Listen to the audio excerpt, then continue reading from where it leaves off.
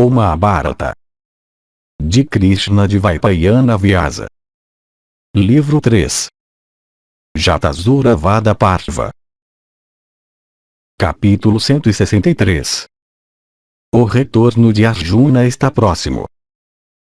Vaisampayana continuou, residindo naquela melhor das montanhas, aqueles de grande alma cumpridores de votos excelentes sentiram-se atraídos por aquele local e se distraíram, ávidos para ver Arjuna. E multidões de Gandharvas e Maharshis visitaram alegremente aqueles enérgicos, possuidores de coragem, de desejos castos e os principais dos dotados de veracidade e fortaleza. E tendo chegado àquela montanha excelente, tendo árvores providas de flores, aqueles quadrigários poderosos ficaram muito encantados, assim como os marutas ao chegarem às regiões celestes. E sentindo grande alegria eles viveram lá, vendo as ladeiras e topos daquela montanha imensa, cheia de flores, e ressoante com os gritos de pavões e grous. E naquela bela montanha eles viram lagos cheios de lótus, e tendo suas margens cobertas com árvores, e frequentados por escuridão, e carandavas e cisnes.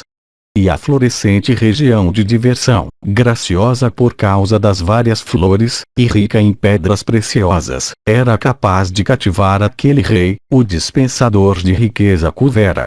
E sempre passeando por lá, aqueles principais dos ascetas, os Pandavas, eram incapazes de conceber o significado daquele topo, provido de árvores imensas, e massas de nuvens amplamente espalhadas.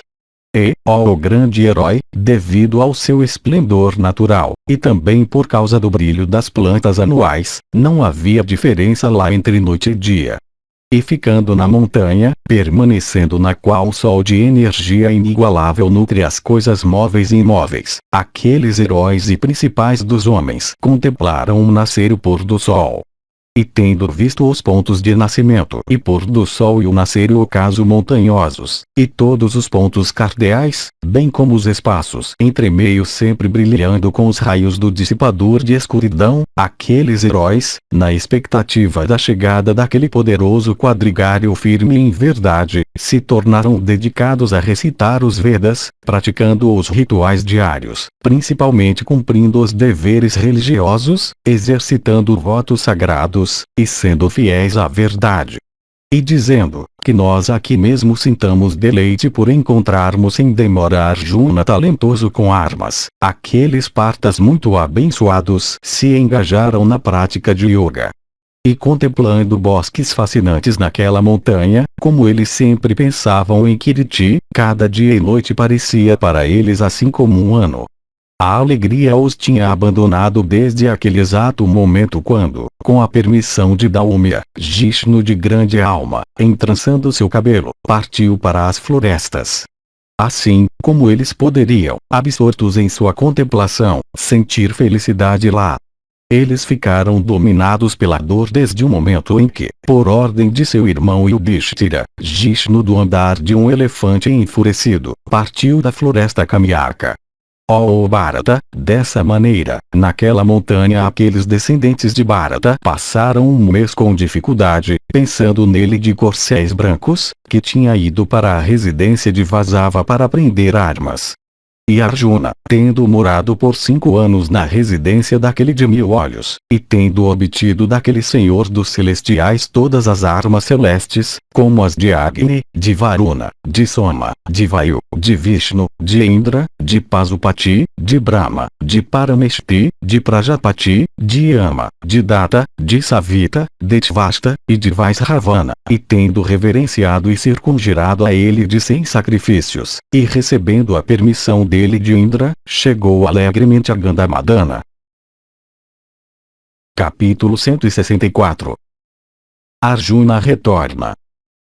Vaisampayana continuou, e aconteceu que uma vez, quando aqueles quadrigários poderosos estavam pensando em Arjuna, vendo o carro de Maindra, unido com cavalos do resplendor do relâmpago, chegar de repente, eles ficaram encantados.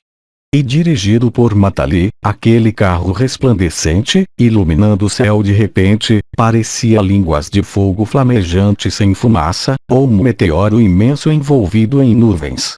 E sentado naquele carro Kiriti apareceu usando guirlandas e ornamentos recém-feitos.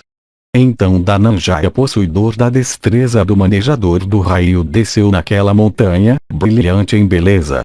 E aquele inteligente enfeitado em um diadema e guirlandas, tendo descido na montanha, primeiro se curvou aos pés de Daumya, e então aos de Ajatasatru.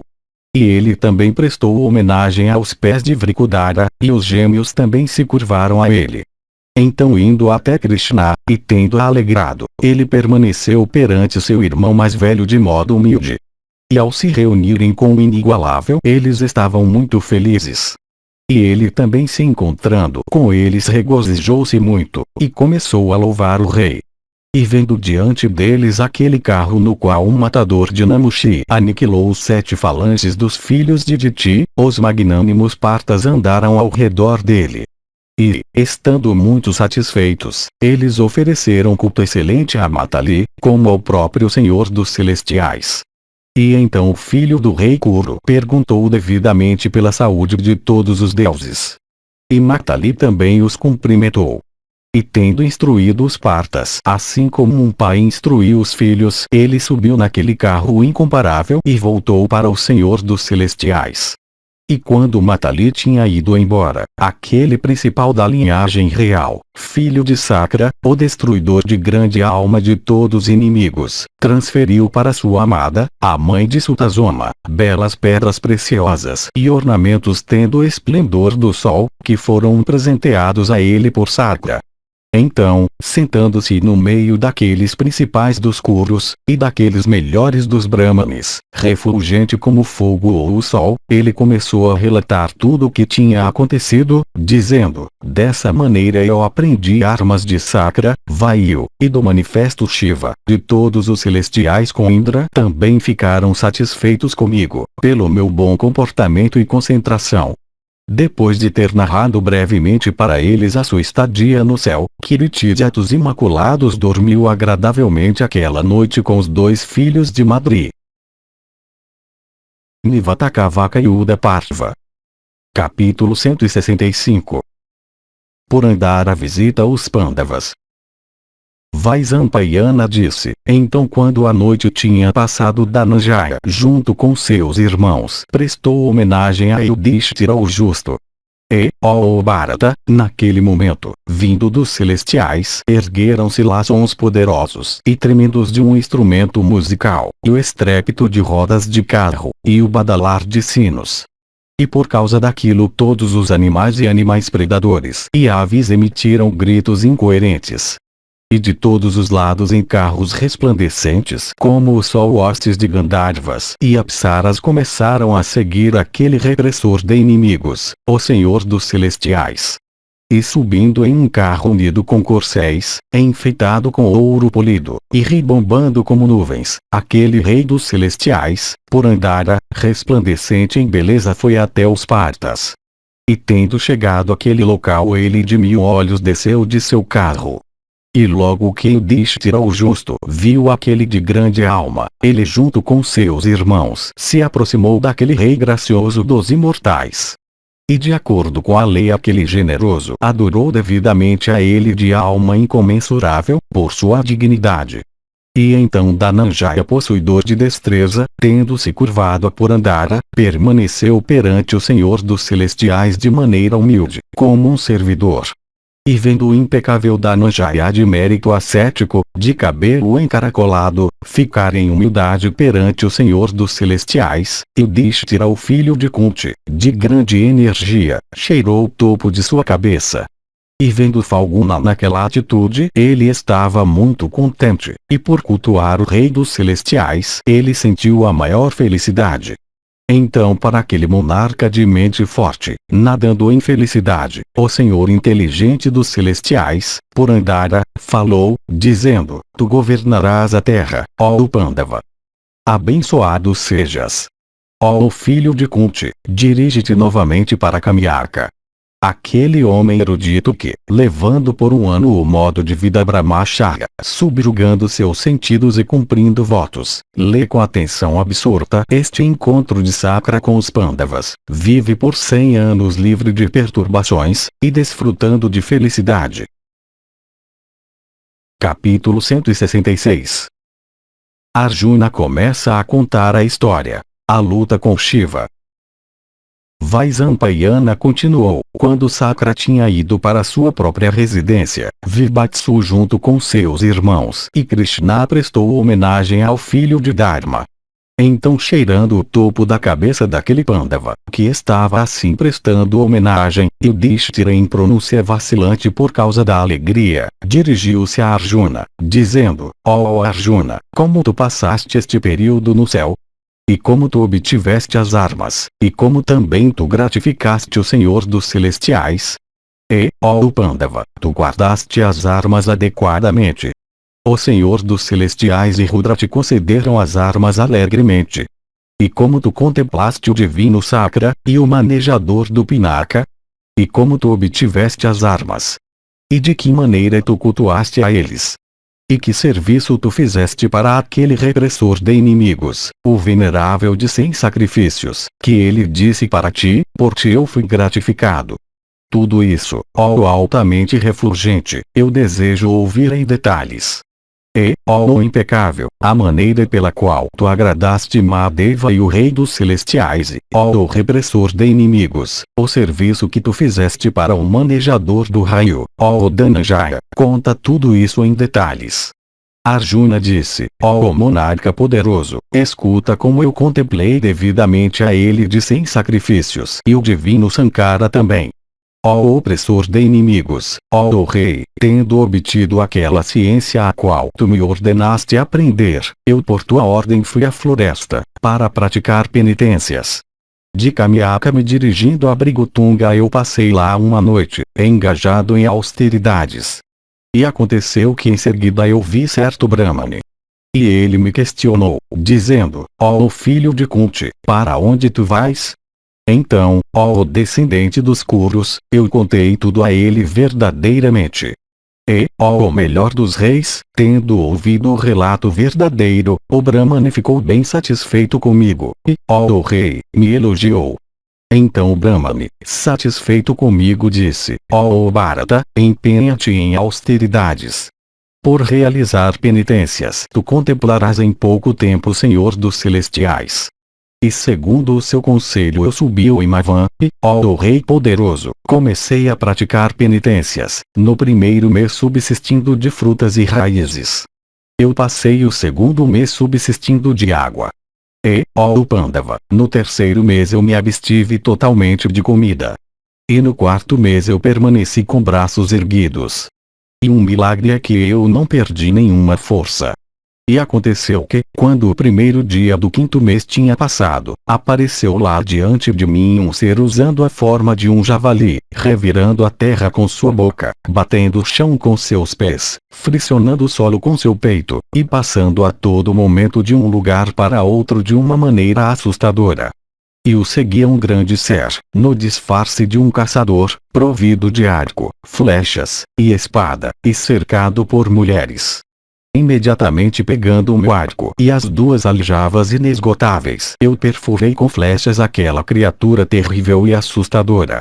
E simultaneamente comigo aquele caçador, também sacando um arco forte, atingiu mais severamente o animal, como se sacudindo a minha mente. E, ó rei, ele também disse a mim: porque tu, violando as regras de caça, acertaste o animal atingido primeiro por mim. Com estas flechas afiadas eu destruirei o teu orgulho. Espera. Então ele de corpo forte, segurando o arco, avançou em mim. E com saraivadas de flechas poderosas ele me cobriu totalmente, assim como uma nuvem cobre uma montanha com chuvas. Então, de minha parte, eu o cobri com uma saraivada poderosa de flechas. Então, com flechas firmes, tendo suas pontas em chamas, inspiradas por mantras, eu perfurei assim como Indra racha uma montanha com um raio. Então o seu corpo começou a ser multiplicado 100 vezes e 1000 vezes mais. Nisto eu perfurei todos aqueles corpos com flechas. Então novamente todas aquelas formas se tornaram uma, ó Bharata. Nisso eu a atingi. Em seguida, ele ora assumia um corpo pequeno com uma cabeça enorme, e ora um corpo enorme com uma cabeça pequena. E, ó rei, ele então assumiu seu corpo anterior e se aproximou de mim para lutar. E, ó o principal da tribo Bharata, quando no combate eu fracassei em subjugá-lo com flechas, eu fixei a arma poderosa do deus do vento. Mas eu falhei em dispará-la nele e isso foi uma surpresa.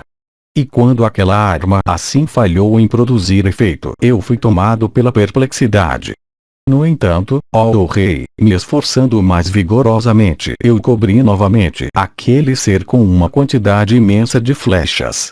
Então pegando as armas Tunakarna, e Varuna e Salava, e Asmavarsha, eu ataquei, despejando flechas profusamente. Mas, ó rei, ele imediatamente consumiu todas aquelas minhas armas.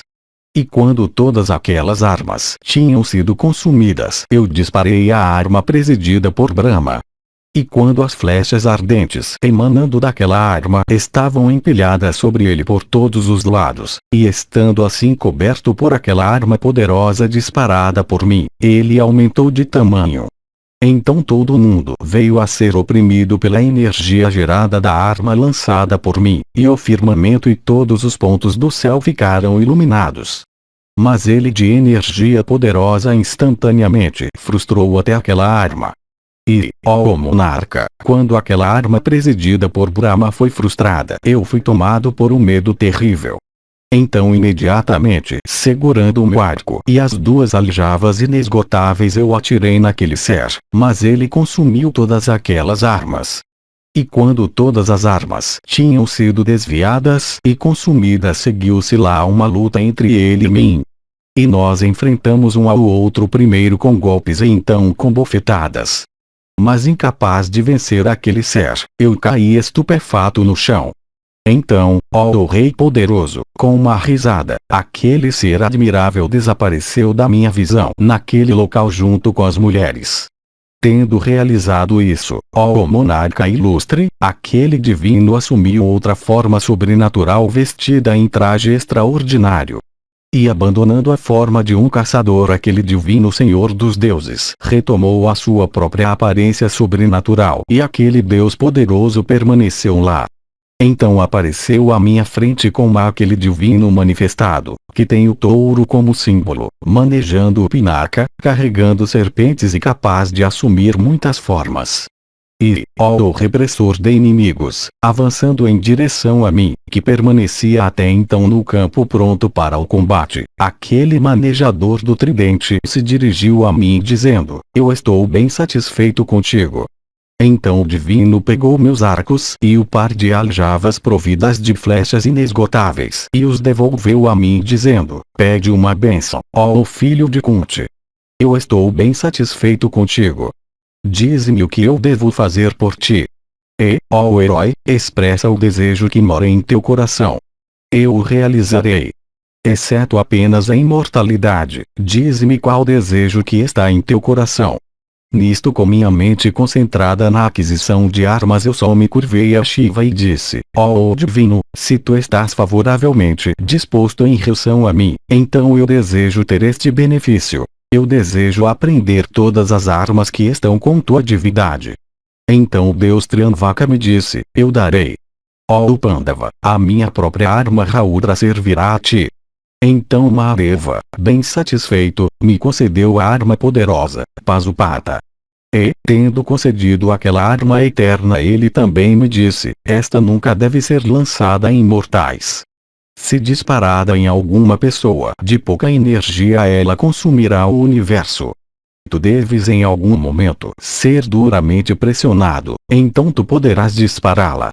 E quando todas as tuas armas tiverem sido completamente frustradas, tu poderás lançá-la. Então quando ele que tem o touro como símbolo foi assim gratificado, ficou manifestada lá ao meu lado aquela arma celeste, de força irresistível capaz de frustrar todas as armas e destrutiva de inimigos e a derrubadora de forças hostis, inigualável e difícil de ser suportada até pelos celestiais, os demônios e os rakshasas. Então por ordem daquele Deus eu me sentei lá. E na minha própria vista o Deus desapareceu do local.